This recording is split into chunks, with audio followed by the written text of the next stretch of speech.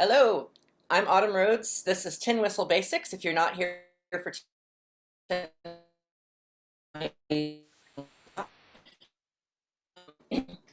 so this is a tin whistle. Some people call it a penny whistle.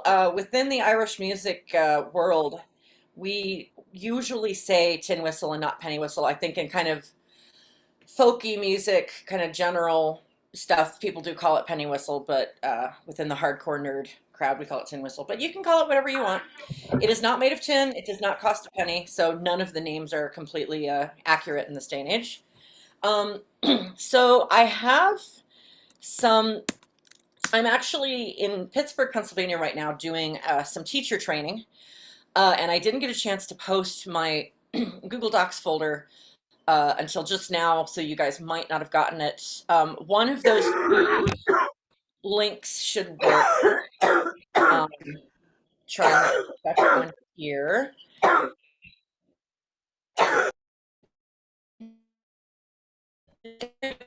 If you don't have a specific question or if you're not in there teaching, to go ahead and press mute, which is down the bottom left of your screen. Okay, so if anybody wants to see sheet music and all of that stuff, you can click the link that I just sent, I believe just the second one there, and that should bring up Lark Camp 2021 Tin Whistle Basics. So raise your hand on the app or punch something in on the chat if you have experience with whistle, because this is gonna be pretty basic. Do a little, okay, Andrew. And I see Kate and Heather here. This is going to be, true tin whistle basics, so you might be bored if you're very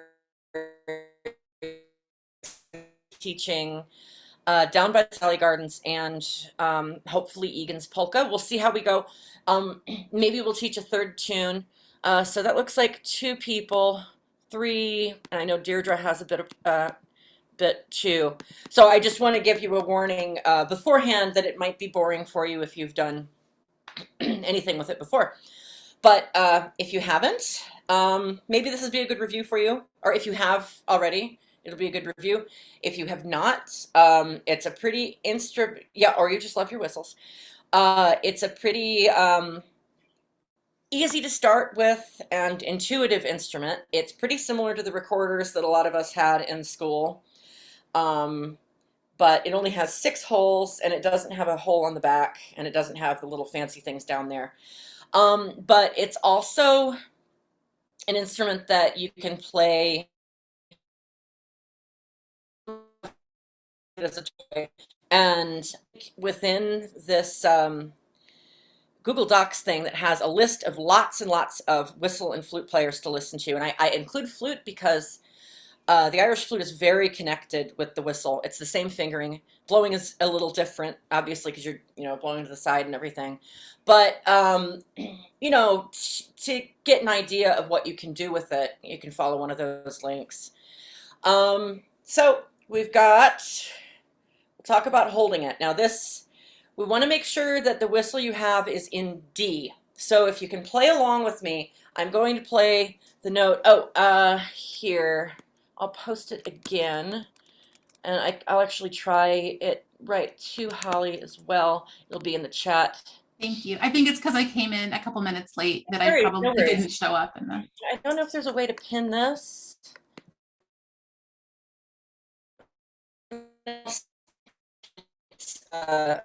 Just let me know. I'll push it again, or one of you guys can be my okay, second link is fine. I have 2 different Google Drive accounts, and so I think I included both of them accidentally. So just the second one. So to start off with the whistle, let's talk about holding. Oh yeah, we want it to be in D. So I'm going to play by D. I mean that the lowest note is D. So I'm going to play a D and play along with me at home. And hopefully you will have the same note as I do. All right. Now, if you don't have a D whistle, if you have a different key of whistle, you might all the fingering and everything still applies. It's just going to produce a different note when you do it. Um, Not fun when you play along, but you can still get the basics. Um, so you put it in your mouth and don't bite down on it. I used to do that when I was a kid, and I think it's part of why I have a overbite now. You want to rest the bottom of it on your lower lip, and then just bring the top lip over it. Best to play it straight down. Some people play it out of their side of their mouth. Some people play it in their nose. I just think this is, easiest way to do it. And to me, it looks less silly.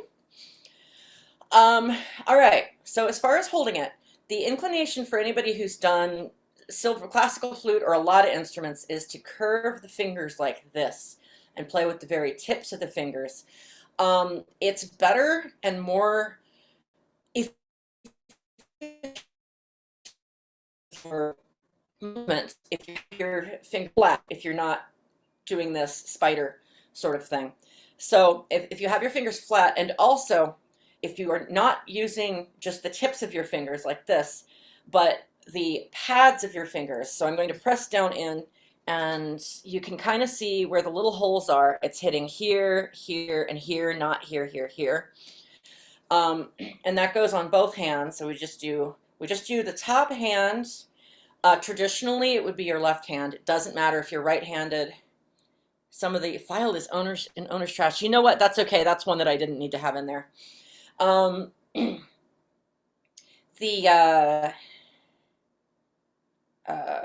Sorry. So we just use the top. Traditionally, the top hand is the left hand, but there are so many really, really great whistle players that do it the other way. I would just say if you already play a whistle,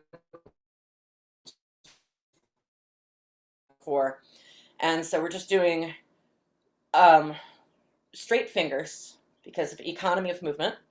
You're just pivoting from right there, and hopefully have it on your pads, and just have your thumb back here. Pretty easy. And then we've got the lower hand. We're just doing the same thing with that lower hand. And the pinky can either kind of rest here or float. Mine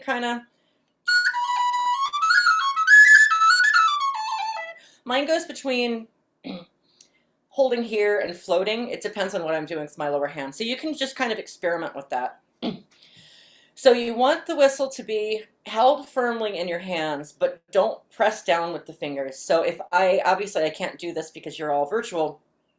You should be holding it lightly enough that I could go by and do this and take it from your hands. If you're gripping with hand trouble, I had carpal issues when I was like 14 from doing a death grip on the whistle. So if you see that your fingers are going white, that's also not a good sign. So if you go in here, I can actually do a screen share if that's easiest. Let me bring that up. Yeah. All right. So screen share. Do we have any questions so far? Nope. Okay, we'll put them in the chat. It's a little hard for me to see everybody on here. So I am not good at Zoom. I've been doing it long enough, and you'd think start share. Right. Host disabled. Ruth, would you be able to allow me to screen share? If not, you guys will have to hover over to the link and open up the link if you want to be able to. I am not sure I have the authority to do that, but let me see. Let me try. They really should have. Okay. Well, if you don't. I don't, but let me see if I can get somebody who can. Okay, no worries if not. Yeah, only co-hosts can do it. So if you weren't made a co-host, then okay. You won't be able to do it. But yeah, and is anyone able to make me a co-host, I wonder? Probably not. Go back to the main room. Zoom only lets you do it from the main room. I'll take care of it. I'll see you in a bit. Okay, thank you so much. Autumn would have to go to the main room to. Oh, I have to go to the main room too. Yeah. Okay. Yeah. So it's kind of a pain. But if you can open the Google Drive, she could share it. or I can come Yeah. in with my, you know, other computer. I can Sorry. share that if you want. What do you want me to share? Here, I can actually pop it in the chat thing here, and you can just open that up. We're actually going to be starting right to left in terms of learning the notes. So if everybody has that up, and you don't have to do this. Irish music is an oral and oral tradition. It's passed down from person to person, and traditionally wasn't written down. And so plenty of people, if you guys listen to Irish music and you know the name Martin Hayes, Paddy Maloney, Liam O'Flynn, none of those guys read music. So it is not a necessity. You don't have to read music to play Irish or what you want on whistle. But if you like to have the handy little chart to have it, and I realized that this chart that I sent is missing ledger lines, but I think you can probably figure it out. Just give the option. I read music and I'm glad that I can. It does come in handy, but So the first note that we're going to play, we're going to go bring our fingers back and have it on the pads, fingers straight, pivoting just from right here, holding it gently, thumbs back here, sorry about that. And we're going to lift all the fingers except for the first one. And when you're lifting your fingers for stuff, you don't want to have them way up here. You want them just hovering just above. Sorry, it's so awkward. Just above, because the way I think of it, if you're trying to jump off a diving board, you want to jump from, where the diving board is down, like directly down into the pool. You don't want to, and you want the diving board to be fairly close. You don't want to be jumping from over here.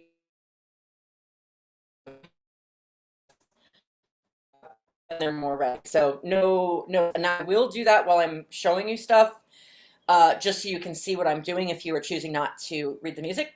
But for the most part, in fact, I will do that for now just to show you what I'm doing. But do as I say, not as I do, as my teacher used to say. All right, so we're going to start with this first note, which is actually the one all the way on the right. And this is B that is on, actually, we're not starting all the way on the right. We are starting with B that is on the line right in the middle. Thank you. Thank you for highlighting it. So, note B, and we just kind of somewhere sort of whisper breathe through it so that we don't have to blow it like it's a clarinet or something. So it's just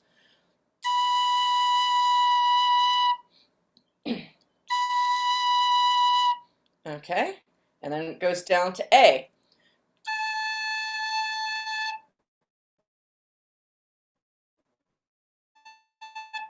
G.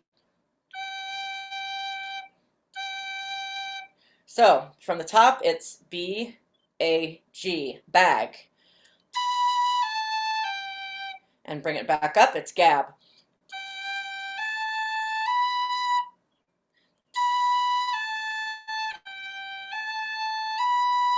And I'm doing that all in one breath with not tonguing.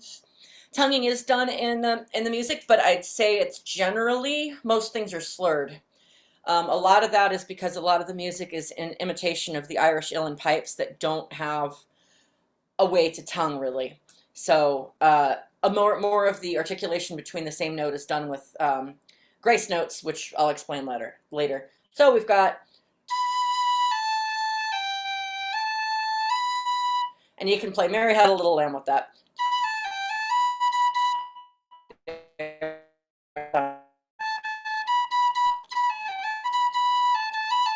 Yay. Now, bottom hand. F, E, D. Fed. So going from the top of the whistle down to the bottom, it's bag fed. So I always think of a horse eating oats out of a bag. They've got the feed bags that they would wear around their necks while they're working. So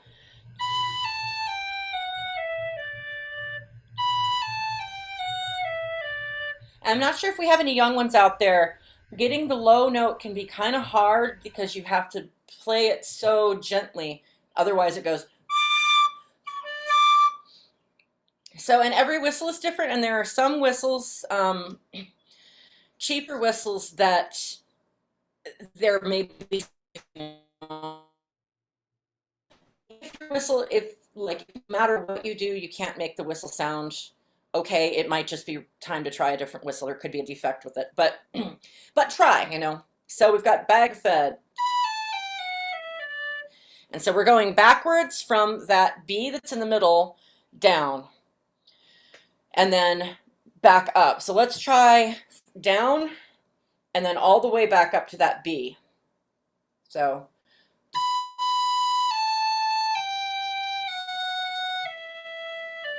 and back up.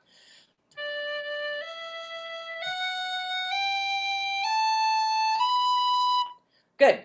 Let's try it one more time.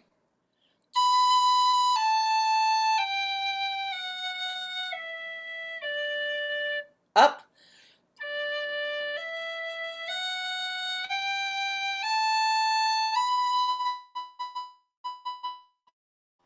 We only have 2 minutes before we complete an entire scale. So after we do the B, we play a C sharp, which is no fingers. And this is kind of tough to balance. So I have it kind of held with the friction of my 2 thumbs being here. And for C sharp, I do put down this pinky finger to hold it.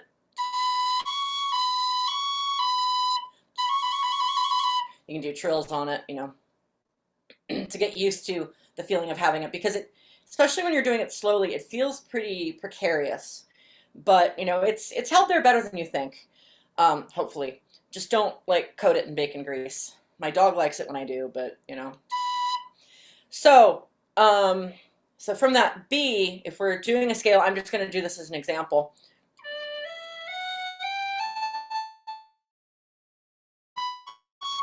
So we go all fingers down to none of the fingers down.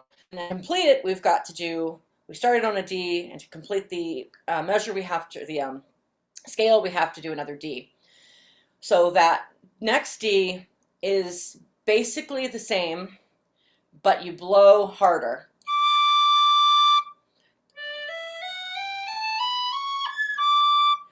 And this is a thing that's going to vary from whistle to whistle and person to person.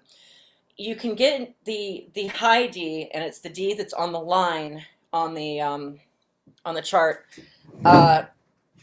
It shows you having your top finger uncovered.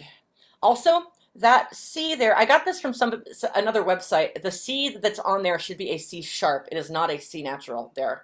There is a C natural that's shown on the bottom, but that is, we haven't gotten there yet. But second D, the C is actually a C sharp according to the finger chart here. Now down on the bottom where it says 23, that is a C natural. You can just ignore this 4, 5, 6 because, yeah, I'm not sure what that's about actually. I made a file and it's on my old, one of these, it's on my old computer and I couldn't get it back in time. So, so for this high D, you have the option of playing it just like you do the low D and just blowing harder. If you want a clearer sound, you can just pretend like you're going to play the D, but then lift the top finger.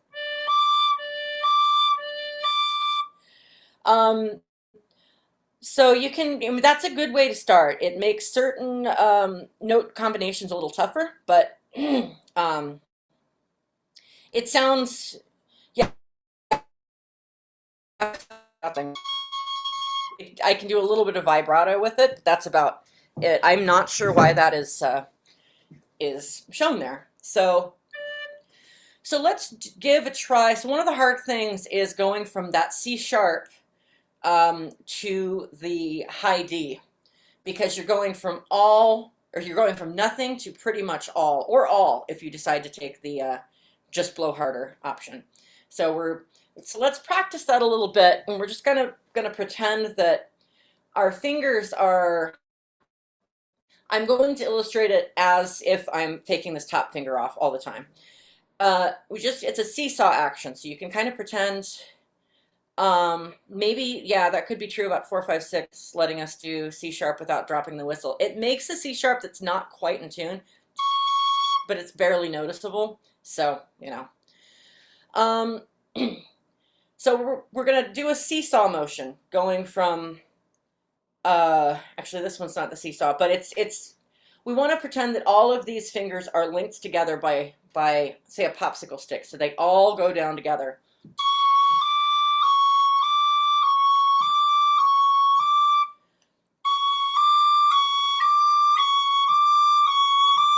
The British ambulance sound. So that's a good thing to practice, just getting used to. That's what I'm doing. Generally, most stuff is just and slurred. I find it tonguing can kind of slow things down, especially in the beginning, and it can make it sound. It's you'd think that it would make it sound crisper, but it makes it kind of sound sloppier. So I generally start with just blowing and not slurring. So tonguing, which let's do a scale slurred and tongued. Tonguing is when you separate two notes by going t t t, putting your tongue on the back of your teeth and the ridge of your mouth, kind of anywhere. Some people will directly play. They'll directly put their tongue on the whistle to tongue it. I think that makes it slobberier than it needs to be. So I don't recommend that way, but whatever works for you. So let's switch between G and the A. So this would be slurring it. Now I'm going to tongue it. So every time I finish with one note and I go up to the second note, I'm interrupting the flow with my tongue.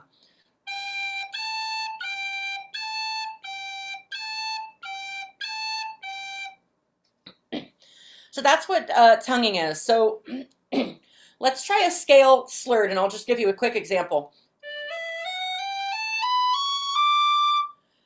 And actually, while we're at it, let's go down because we didn't go down from it yet. But we'll continue with slurring, and then we'll try tonguing it. So let's go ahead and start at the low, and then go on up to the high, and then when we hit the high note, we're just gonna go right back down again. So.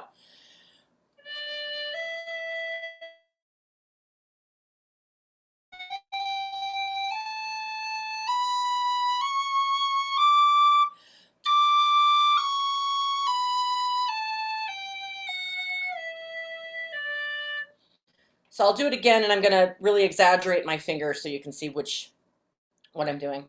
But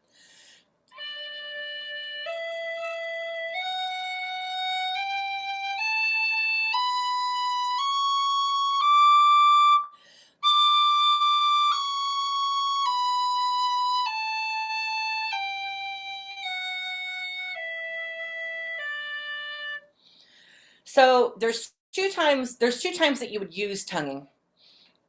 And again, I mostly try to keep tonguing out of it when we're doing tunes, but it's a good thing to know how to do.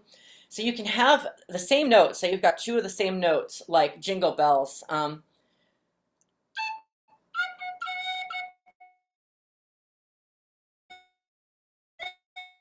you want to differentiate it. So if you were switching, so you want some breaking up there. So this, you're keeping your finger where it is, but you're going ta, ta, ta.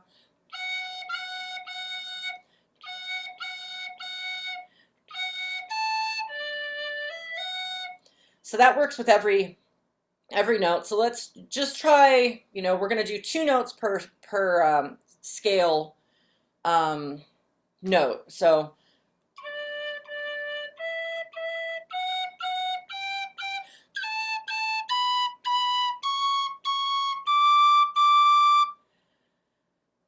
and now let's try that down.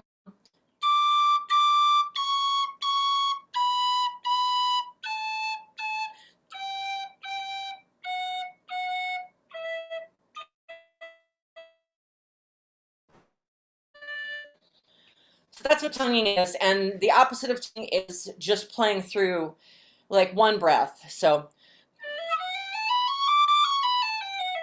what you want to avoid doing is, sorry, playing slurring is like you have a faucet of running water, and it's all one stream of running water, in this case air, that's going through your whistle. It's not interrupted, so you're not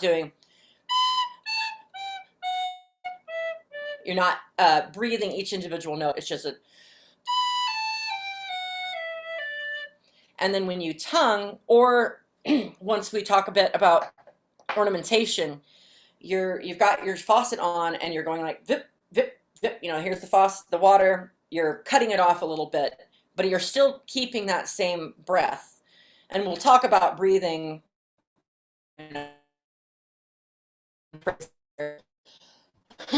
Sorry. Do we have any questions? I can't see everybody now, so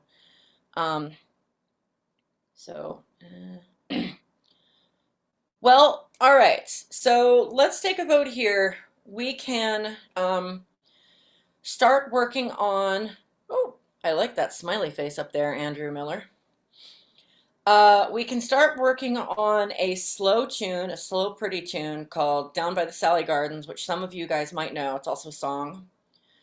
I have a dance tune that you can play at a session that's called Egan's Polka.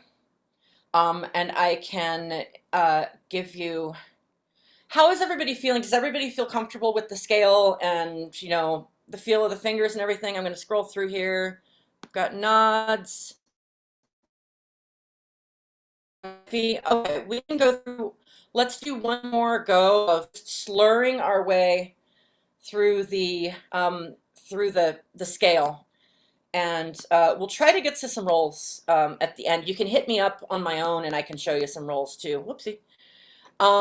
Yeah, so thank you, Ruth. So we're just going to do from the D down up to the high D and back down. And then we will try Egan's Polka, which is really not much harder than a scale is. So let's do da da. Let's do da da da da da. And here's something I didn't bring up. It's best, like any instrument, any wind instrument especially, to set up straight and your whole body, your stomach is expanding and you're breathing from beneath the lungs and not just from your throat and your chest and everything. And sitting up straight is best for everything, really. It's the healthiest. Now, I am not going to lie and say I always sit up straight. I absolutely do not. But it is an ideal to get to, and I know that when I do sit up straight when I play, I feel a lot better. My air support is better, and yeah, it's just generally better for you. So let's try that scale. Da, da, da. Oh, yeah. I'm only looking down a bit because, let me back up a little bit, because of the screen. So I'm leaning back here. Let's see.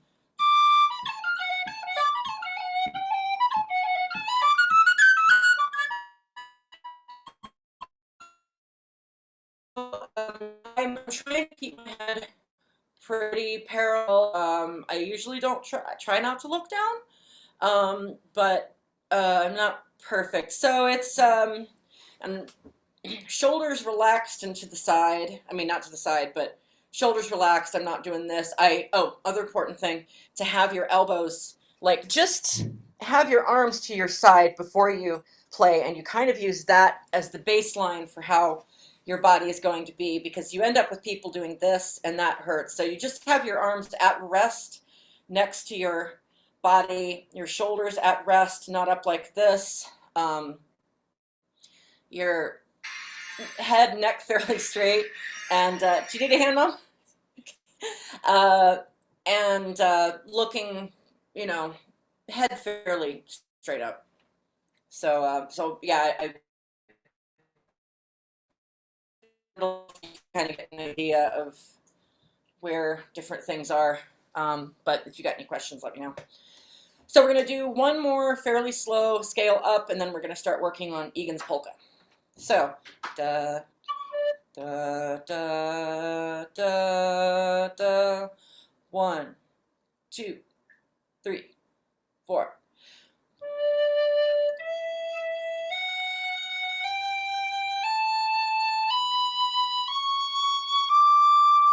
And down.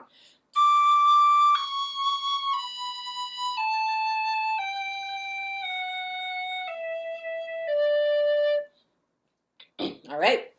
I can't see, but I'm sure you guys all did awesomely. So I have in that file again, and I will go ahead and post that in the chat. I need for Egan's polka. Egan's polkas are, oh, actually, no, that's the recording. I'm sorry. Polkas are a kind of tune that are pretty popular, especially in the southwest of Ireland. You can play all sorts of music on the whistle. I specialize in Irish and some Scottish. I think the whistle is probably most common in Irish music. Polkas are one of the main tune types.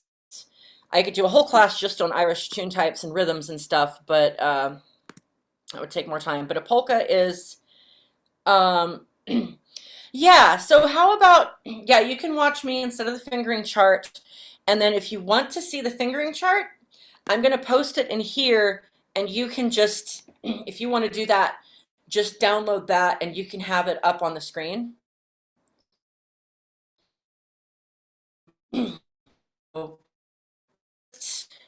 So those of you who want the music, just click that and the GIF should pop up.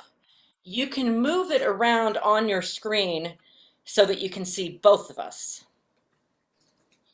So polkas are in 2/4, and they're a really popular type of tune in Kerry and Cork, and they're pretty popular in sessions in general. Every session you go to, people will know this tune.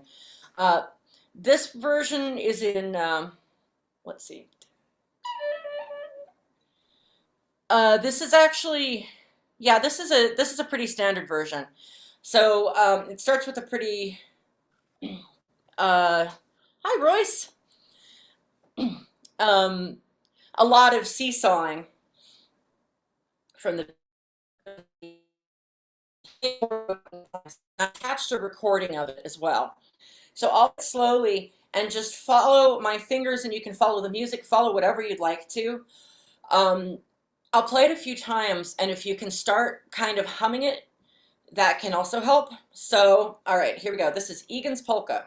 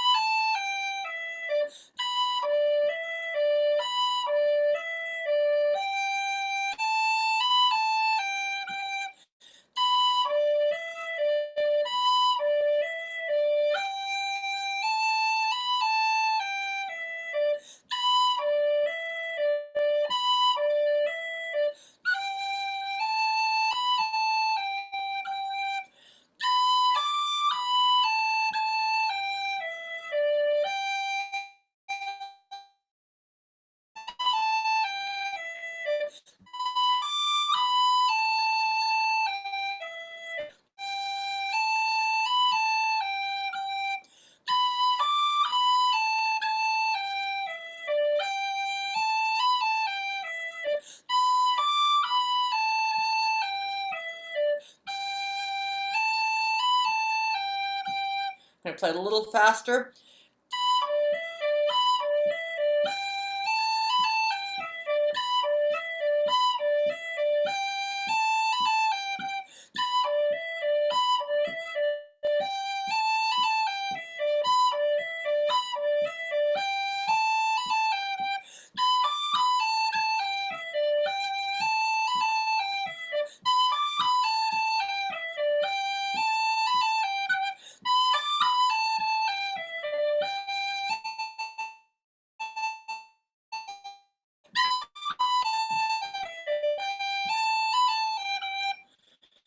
So that's yes, there should be a repeat. You are right. It is AABB. I apologize for that. Yeah, so every 8 bars there should be, so the first 2 lines should be have a repeat at the end, and the second 2 lines should have a repeat at the end. So sheesh, I'm not used to having pollen around. It's been so dry and not windy lately. So we start off with B, that first note we learned, and then it goes down to D. Now it's a pretty simple repetitive melody, but if you have any trouble, just send a message, and yes, there should be a and the last one. I'm not able to show the paper, but Ruth is. And I think Ruth was able to make it so that you could see me off to the side as well. So if you scroll, Kitsia, if you scroll back up a little bit, you'll see a thing that says Egan's Polka tab, and you can also click that, and that should pop up. So looks like we got it. Thank you, Ruth. All right, so we're starting with this B. Just one finger. And then we go all the way down to D. And then we go E. Remember, we've got bag fed. But E is just, we remove one of the fingers. We have all the fingers down except for just that one. So we go one finger down, all fingers down, and back to all fingers down. So it's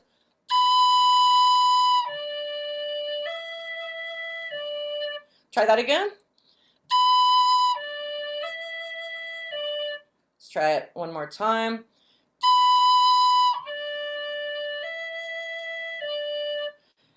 Everyone feel okay on that? If you don't, write something in the chat. If you're ready to go on, stay silent. Otherwise, if you want to keep working on that a bit more, we can. Let's do it 2 more times, actually, just in case, which is actually going to be 4 repeats of, because, so we're doing the first 2 measures, and we're going to go ahead and try that twice. So it's going to be, and then, but we'll do it slower than that. Da, da, da, da.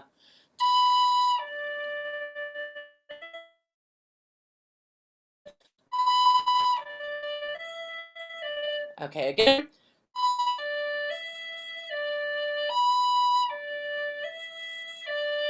All right, next bit. We aren't going to be using this hand, the bottom hand. It's just the top hand. So we're doing 3, lift a finger, lift another finger, put it back down. So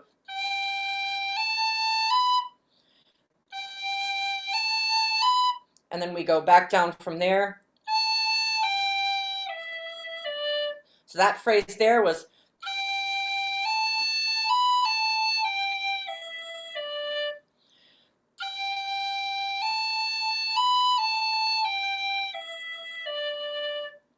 let's try that a few times. So we're starting on that 3rd measure. We're starting after we've done,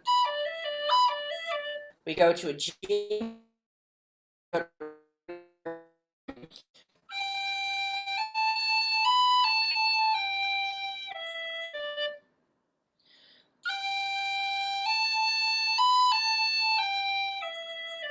One more.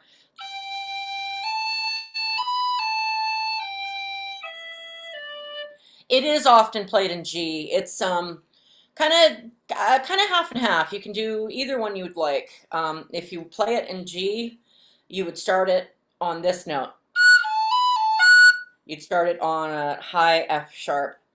So let's try that. The first line there, the first phrase. So it's going to be not that fast, of course. So that speed.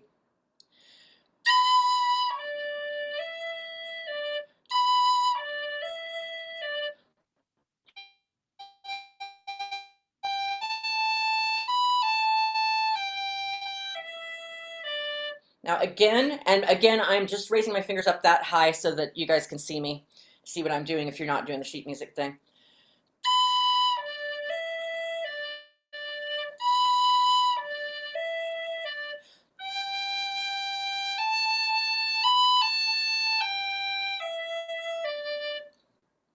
Let's go ahead and go on. The next phrase is exactly the same as the very beginning phrase. We do.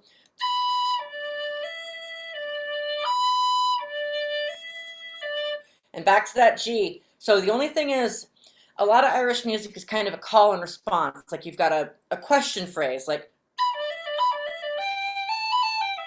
and then the answer. You know, it finalizes on that last measure. But most of it's the same. Instead of going, we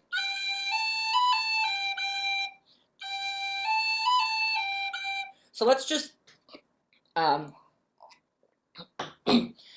try that. We'll do the whole phrase. It makes a little more sense in the whole phrase. We're just doing the second line like we're ending it. I'm going to play it really quickly so you can hear what we're going to be doing. So let's start from that B there. So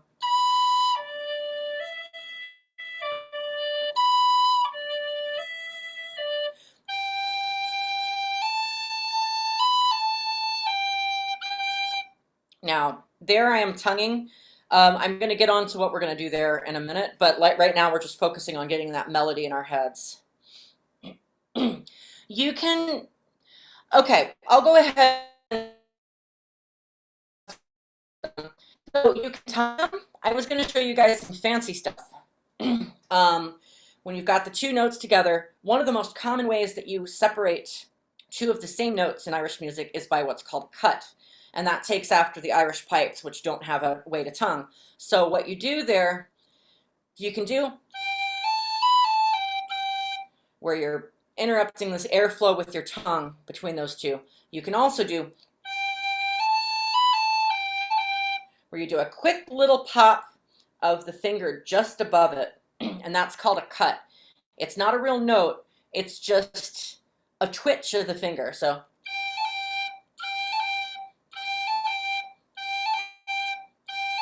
you might just do tonguing for now, or you could do breath, but I think that slows you down more. But you can try in time. So it's a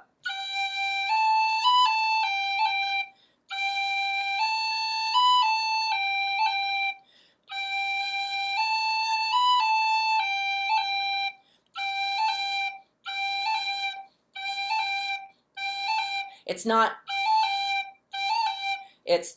it's not an even da da da da da da da. It's da da da da da. It's like your finger just got a little bit electrocuted.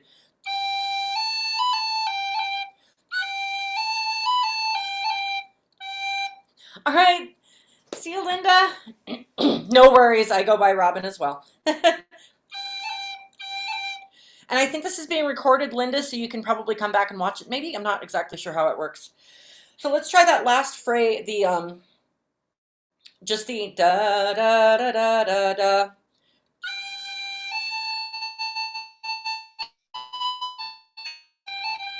So, and if you want to, you can, where you're separating it with your tongue. Da ta.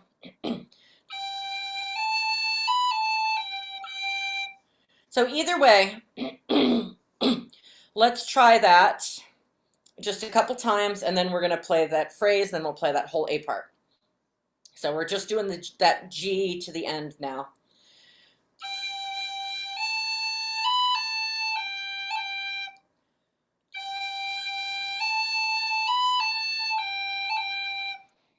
All right, now go back a couple measures, and we're going to start with those B to D things.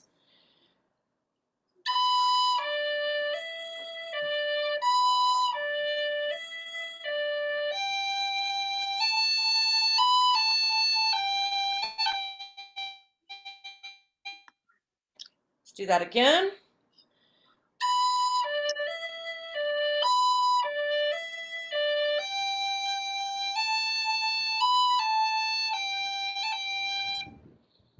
All right, so now we have the whole tune.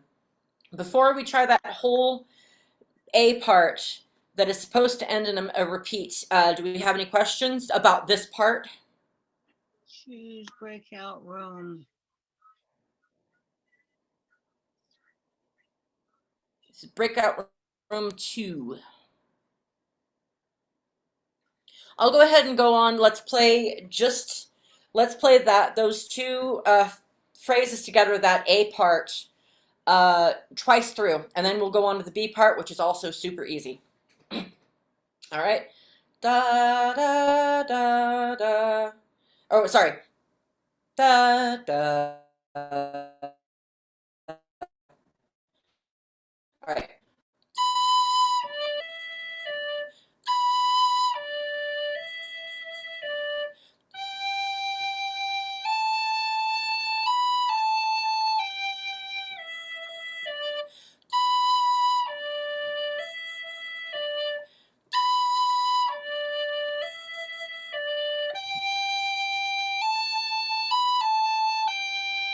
Repeat.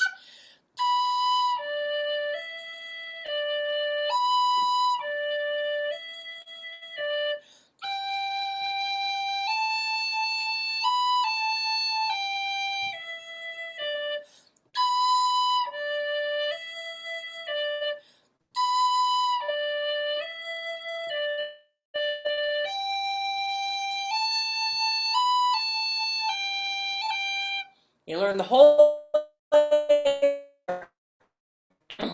Moving right along. Let's do the B part. So the B part has one of the trickiest, probably the trickiest finger movement in Irish music, and that is the B to D. Now you can either, again, play the D by just playing low D and blowing harder, or you can lift your top finger. Now if we're doing that, treat it like a seesaw. These fingers cannot be down at the same time as this. Pretend that they're all operating on individual, all these fingers are operating together like they're stuck together with a popsicle stick, and this one is separate. So if these move, they all have to move. And if this moves, those all have to get out of the way.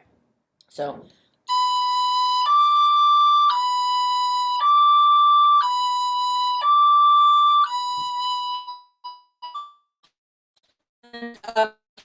your finger now, kind of press, but no matter what, it's one of the hardest transitions.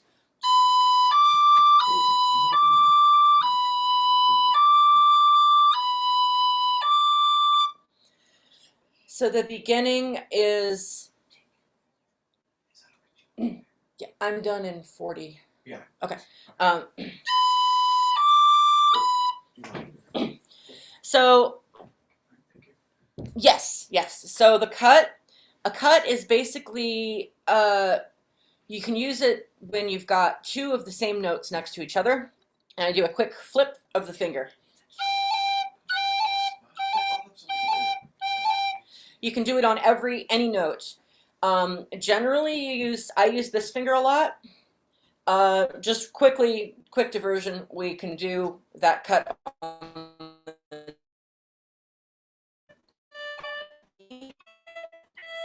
F. We can use that same finger for all of those notes down there. So back to that, we're going to be using cuts in the second part too, if you choose to. So we're doing this difficult warning. This has been a great class though. But yeah. Oh, I'm sorry. 9-minute warning. Oh, I thought we ended at 8:30. I might have made a mistake. So good. I'm going to go with your time. I like it better. Okay. All right. Yeah. So yeah, does anyone know? I was thinking it said 8:30 on the schedule, but if anyone happens to have it up, I'll go ahead and keep, Ruth, if you don't mind just doing a quick check. Okay, down for 8:30. If the next teacher shows up, we'll know.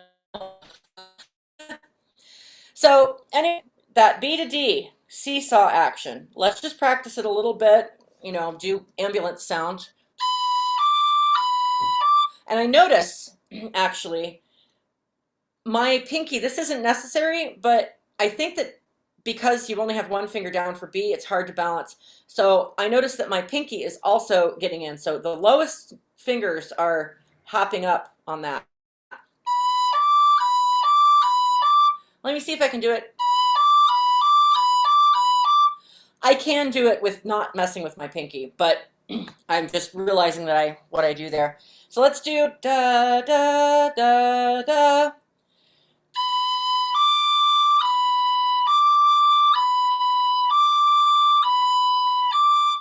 We're aiming for a smooth transition with just those two notes. It's easy to do.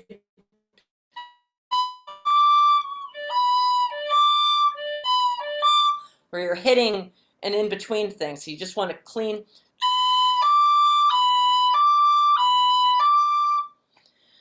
So that's the first two notes. So it goes.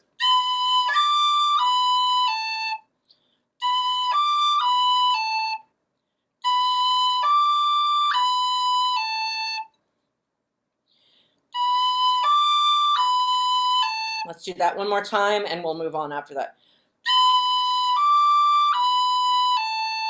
Now we have an opportunity. We've got two of the same note next to each other. We have an opportunity for a tongue or a cut. So the tonguing, you can do that yourself by da ta, but I the cut. So now I showed you the cuts going from G down to D. Once you get A, up to A, you can't use this as a cut anymore. You have to use a cut involves use of any finger that is above the note you're playing.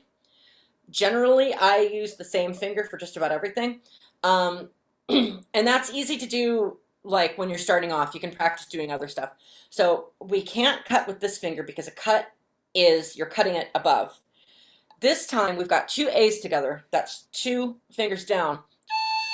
We're going to use the top finger. So let's just do do a couple A's in a row.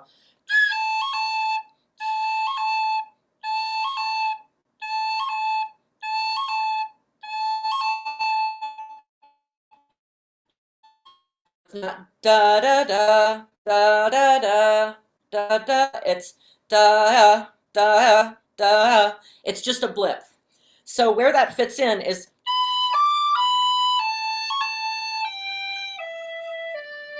Let's just try it to.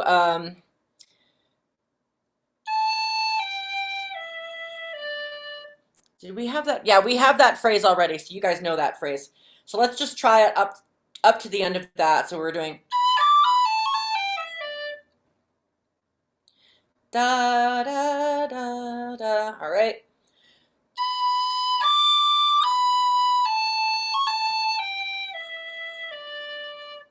Again.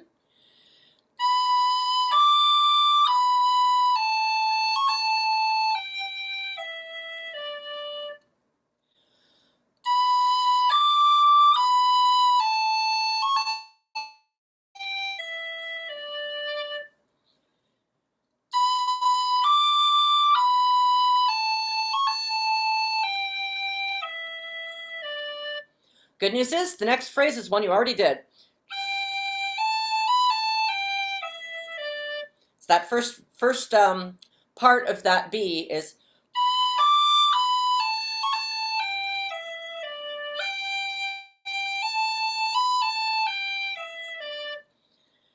And then the next part is the same as what we just did. And the end is the same exact end as on the A part.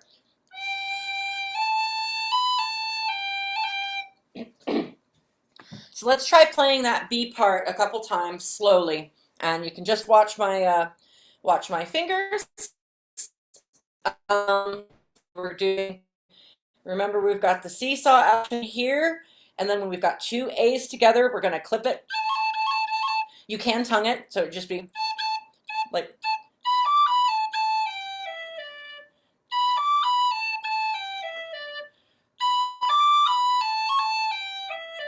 But eventually, if you eventually work up to the ornamentation, because that's one of the big things that makes Irish and Scottish music sound like Irish and Scottish music.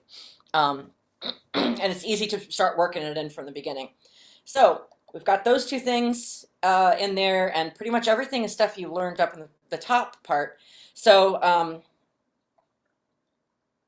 I don't know what's in the air here in Pittsburgh, but man, sorry. So let's try that. Da da da da da da da dum. 1, 2.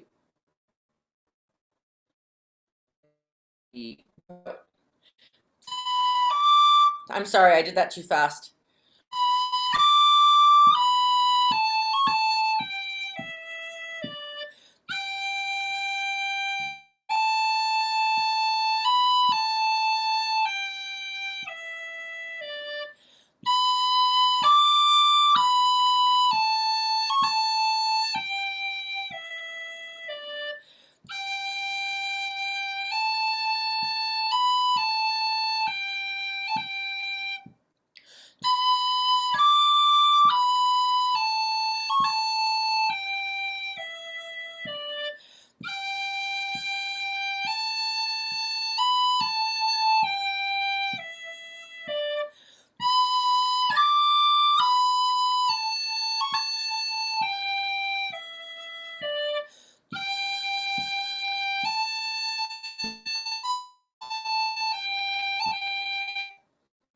All right.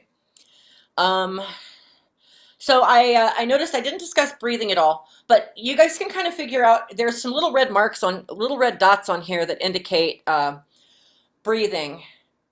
I actually breathe usually before the long G, but you know it's like when you get used to the music, you can hear the phrases and kind of tell how it would work out as a sentence, and it's always going to be even. It's always going to be like, you know, 2 bars or 4 bars and breathe, 2 bars, 4 bars, breathe. And this tune is no exception. So how does that B part feel to everybody? If you got any questions, type it up in the chat box. Otherwise, I'm down for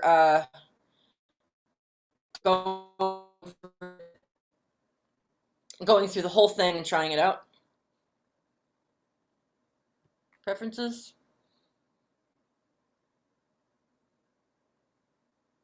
Yeah, we will get to ornaments since it's a basics class. A lot of people haven't actually touched the some people haven't actually played the instrument before. So we're just working on getting some of that stuff. Yeah, tiny bit faster sounds good. And then next we can talk ornaments. So let's do. How does that speed feel? Does that feel too fast?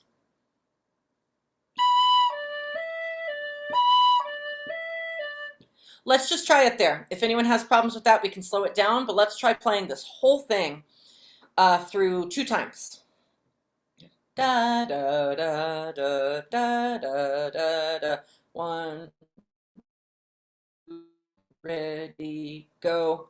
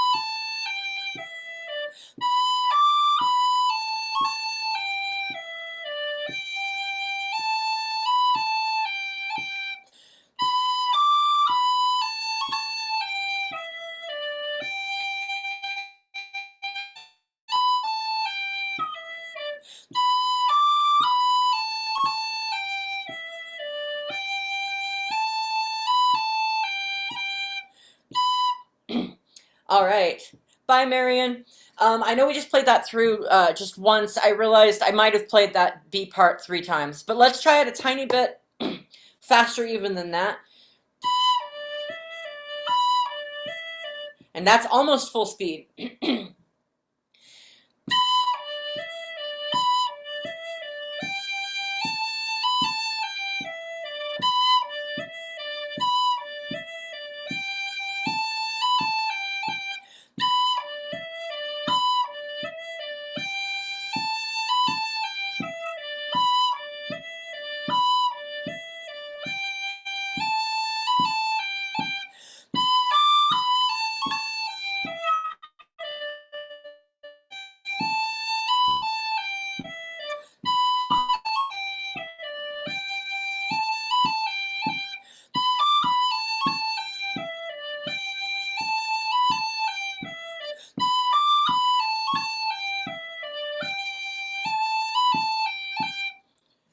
All right. Well done. It's so weird not being able to actually see and hear everybody. Hopefully next Lark. Next Lark. Fingers crossed. Do we have any questions about that tune before we move on? And do we have any specific questions regarding whistle or whistle music in general?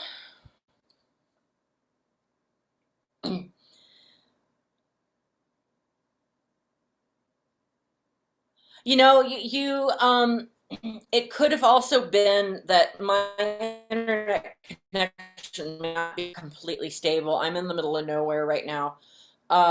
So I'm going to include a recording of myself playing it, and I'm playing it slowly and then faster.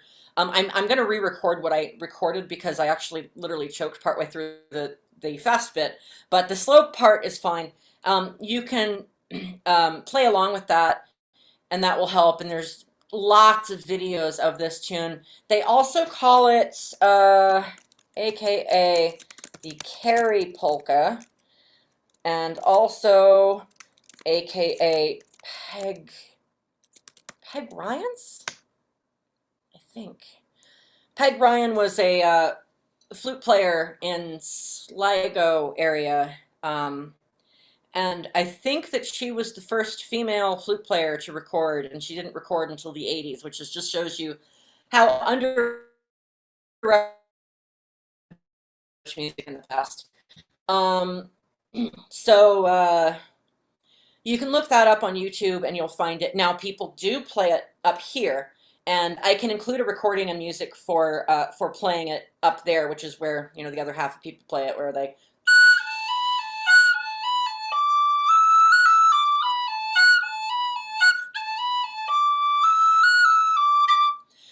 So one thing I realized we didn't do yet, that tune is in G, but it doesn't actually have, we sure are. That tune doesn't actually have any C naturals in it, even though the tune is in G. Let's do a quick thing of discussing G, because there's one more note that you'll need a lot that we didn't include yet. So we're going to play up the scale, starting from G. And now we need the C natural sound. Just doesn't sound right. So C natural, we have lots of options. This is the easiest, and it's going to vary according to whistle. You pretend like you're going to play a G, but you take off your top finger. So it's.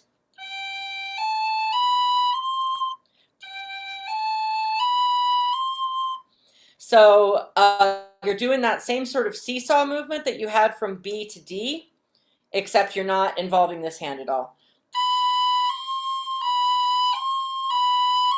What you want to avoid is this sound. But I just did it earlier, so. So that scale is going to be.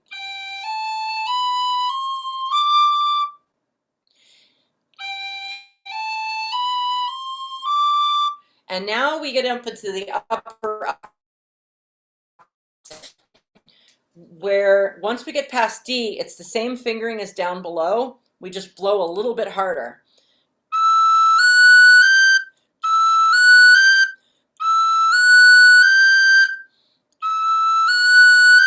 and you can blow all the way on up to B and beyond.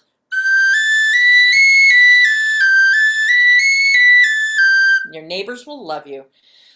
So again, that G scale is going to be.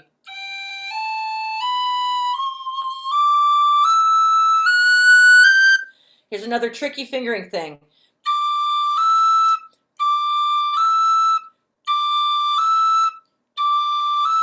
You got another seesaw thing going on there. But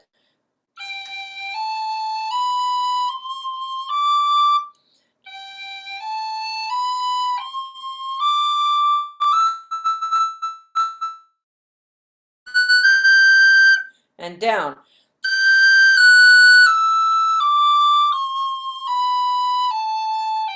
Tiny bit slower.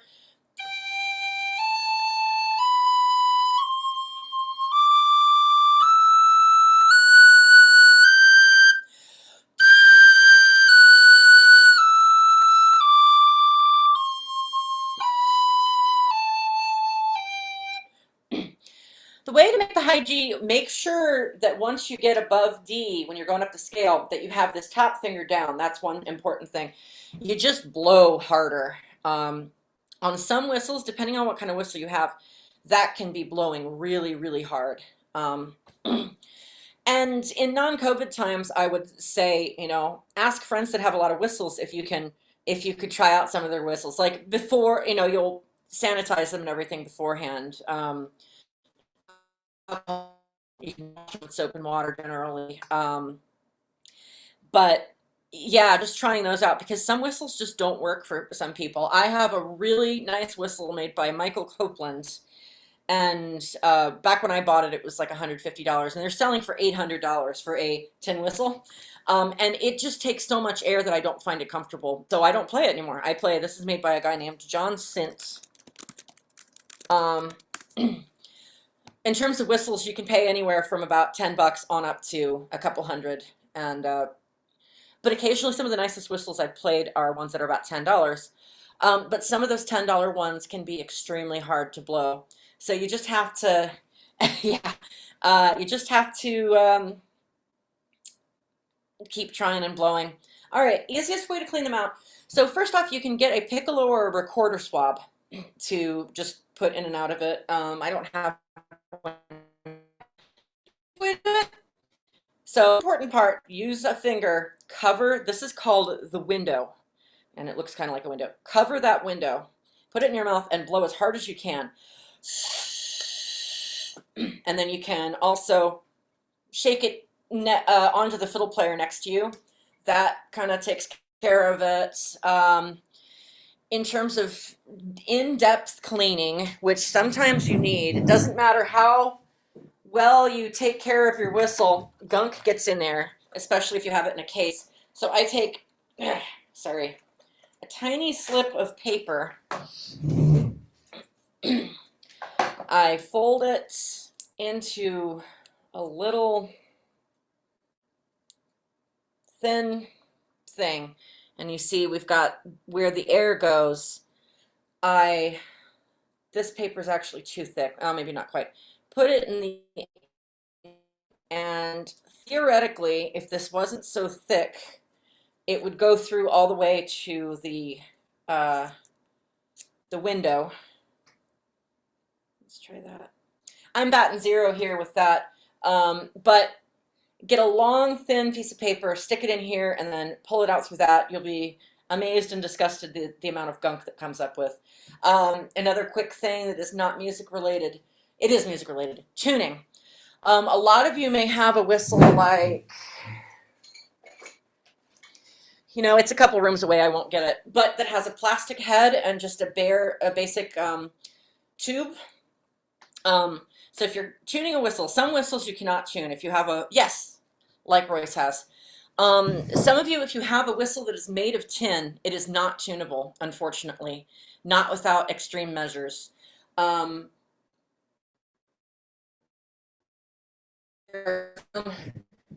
Nice whistles that look like also not tunable, but it's good to be able to tune if you're at a session. Even if you're not very good at tuning, there's so many apps that are good. So sometimes those plastic whistles, you need to be able to twist the head joint so that it can go in and out. You want when you twist it in and down.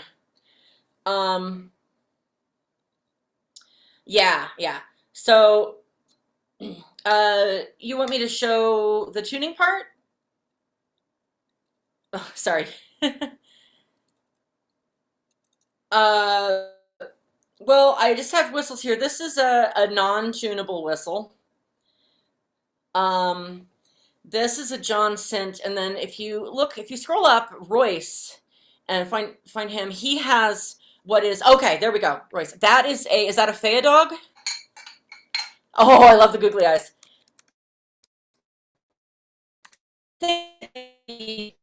A couple of the main Generation, Sweet Home, Faya dog, Walton. A lot of there's a bunch of factory made whistles. Yeah, that's a generation there. Um, they're often pretty good, especially for the price. The issue with those is that sometimes you cannot tune them.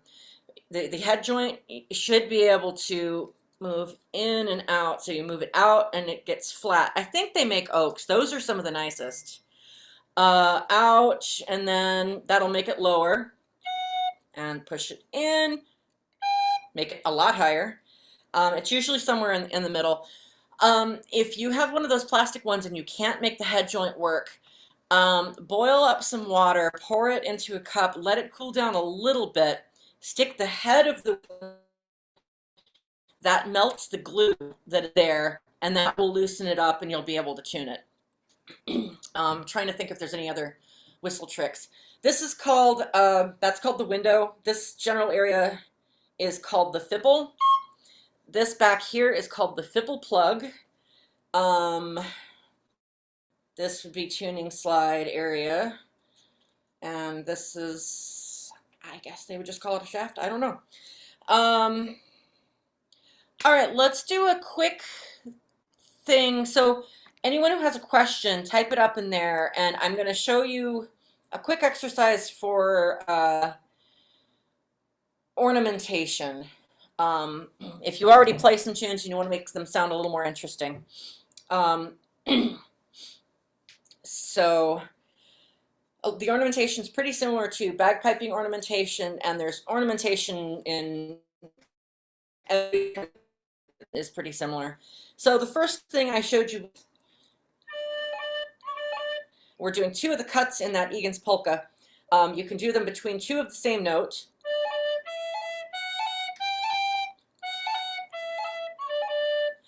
And then if you're doing the upper hand, you got, then once you get to the A, you're going to go, and B is, so going up the scale would be,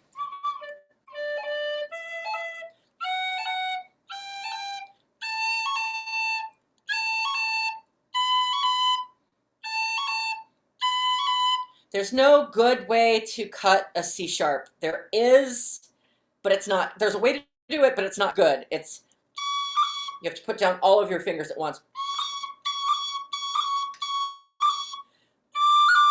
And if you want to cut a high D, you have to put that top finger down. Sorry, I didn't mention. For high D, you cut with this finger. I should have been to that. So,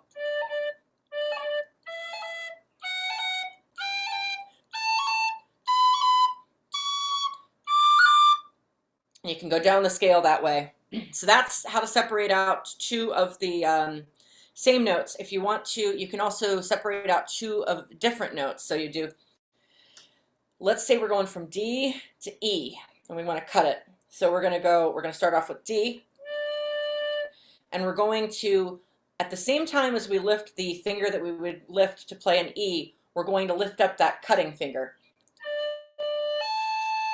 And then we replace that cutting finger.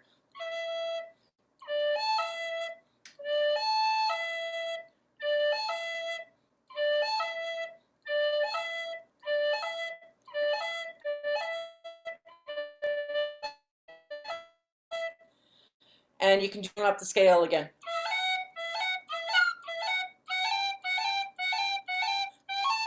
So for G, it's,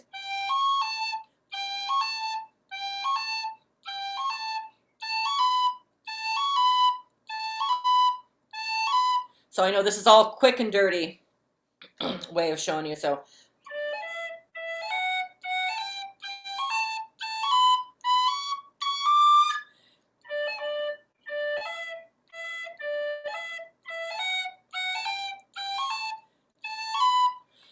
um, so that's cutting from one note to another, and you can do that in a lot of places. I'm trying to think.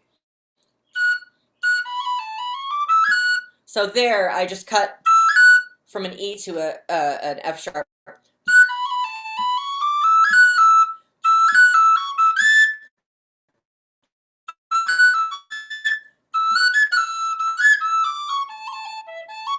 Um, you can also cut from any low note to any high note, really.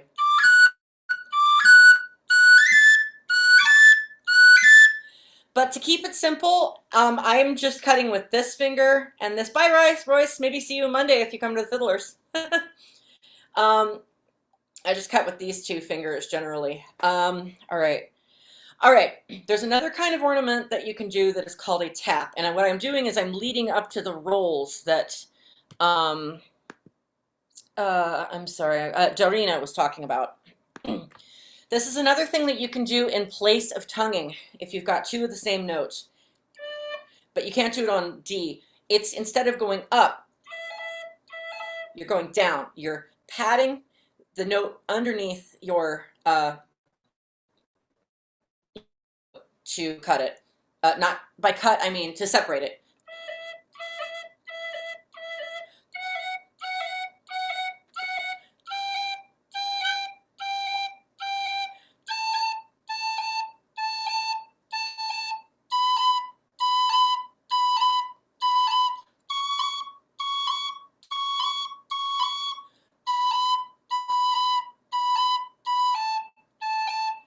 So that's called a tap. Oh yeah, there's tin whistles are always 6 holes. Yes, they do make longer whistles, but they just have the same number of holes. This is a low B whistle. They've got them out all the way down to low A, which looks like a parking meter pole. But you know, this is a low B, which is when I play this, play the same finger on this.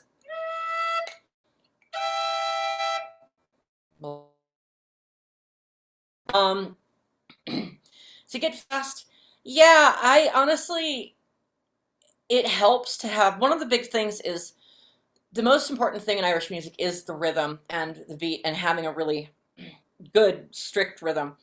It isn't all straight, but you want to be on the beat. I know so many players who know tons of tunes, but don't keep a good tempo. And keeping a steady tempo is really important. It can be boring, but working with a metronome really does help. Otherwise, going and listening. Listening is very important. I have a bunch of suggestions on the Google Docs thing, or Google Drive. But if you go in and listen to a good session, if you let me know where you are, I can suggest good ones. Some areas, you know, it's mostly just slower sessions, but it's really important to listen to recordings if you live in an area with mostly beginners. The issue that happens in the Bay Area of slow sessions, and it's awesome because it lets people play slow together, but there's nobody that's really leading it. And so the rhythm can be all over the place. No one's sure who to follow. And so it just gets messy. And so players never learn to play in a really strict tempo on their own. So that's where going to a really good session, the Plowin' Stars in San Francisco is really good. And even if you're just listening, it's really valuable to get used to where the rhythm is, you know, learn to tap your foot with the music, but also working with a metronome. Starting off, like if you nail everything at 80, keep moving it up by increments of fifth or so, and that is a good way to get there. I don't recommend jumping in and, you know, the session is there and they're playing a tune that you know, but they're playing it too fast. Jumping, but a lot of times it's going to make things worse for, like, you know, for you it'll be stressful, for the session it's going to be confusing. So yeah, I'd say that starting slow and getting faster in increments is a pretty good way of doing it.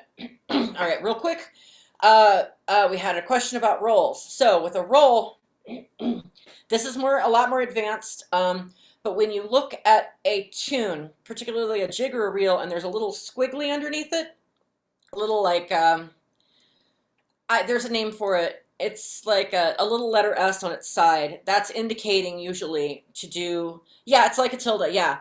That's indicating to do a roll or an ornament. So the easiest roll to do, a roll, it consists, there's a couple kinds, but the long roll consists of you play the note, cut it with the note above, and then tap it with the note below. So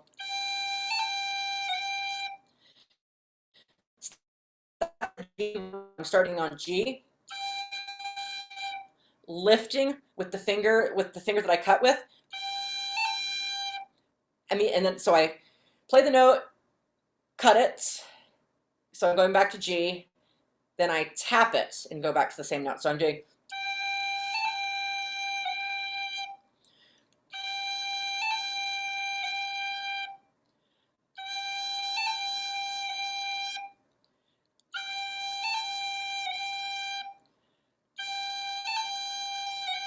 And it's not completely even. It usually leans on that first bit. That first G, introductory G, is going to be the strongest.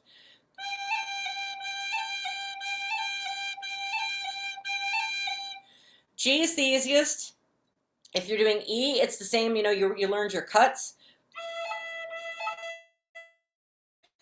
And I follow it. You're going to you're going to do note, cut, note, tap, note.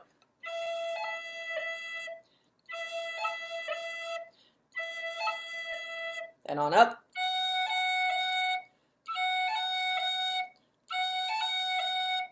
And then we're back to the G. And I'm sorry, this is really quick and dirty.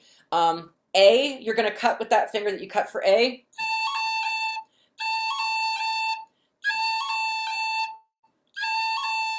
That's hard because this is a weak finger and you're doing a lot more balancing. Then B is.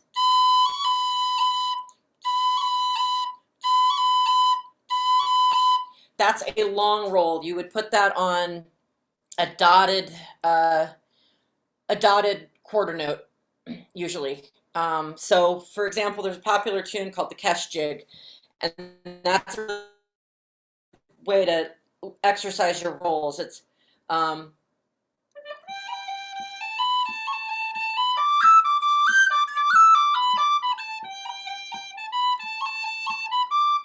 so it's got a roll on the G, roll on the A.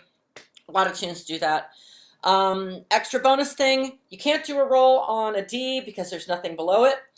Then you do what's called a cran. This is a long cran. You have to cut with 3 fingers.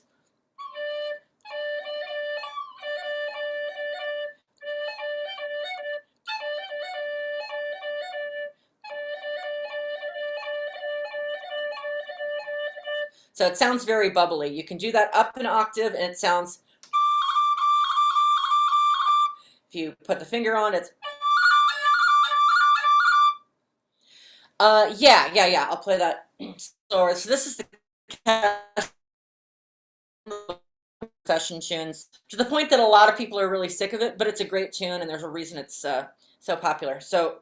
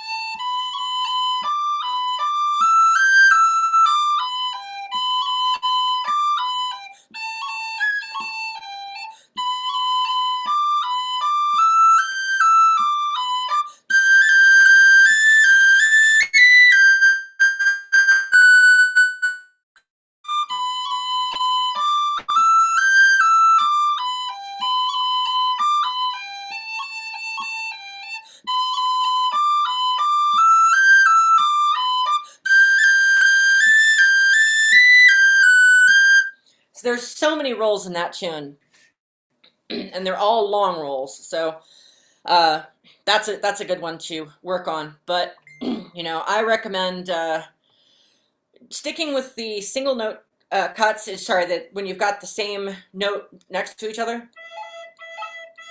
If you're just starting off, make that the most complicated thing you're working on, and more important is making sure your rhythm is good. Play along with recordings.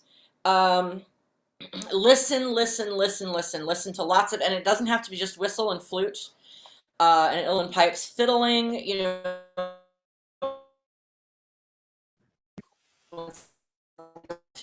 So, all right, we just got a couple minutes. Do we have any questions? You're welcome to email me. I'll give you my email here. If anyone's interested, I do online lessons, which is the only type I have now. And if you've got any particular questions, feel free to email me. And remember to support your local Lark. I'm sure Ruth will probably paste it again, but you can donate on PayPal, you can send a link, a check, all sorts of good options. It's a wonderful resource. I got a request from the main room that someone needed help. Yes, I needed to find out how to get onto the chat from my iPhone to get a PDF for the DadGad class. Do you want to step out to back to the main room so we can talk there so this class can keep going? Yes. All right, I'll join you in the main room.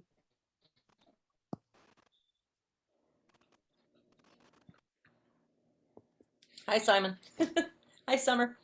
Hey. Summer here is my seasonal sister. Hi, Autumn. Hello. It's so good to see your face. Oh, you too. Yeah. Did anybody have any questions? In the back room with this tiny whistle.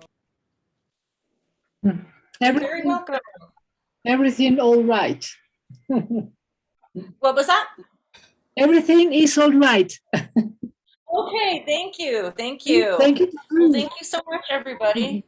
And there's so many other great classes. I wish that I could have been taking all of them.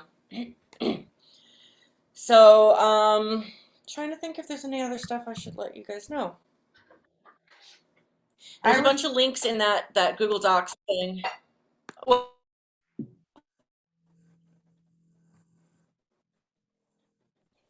somebody's starting to talk, but not sure.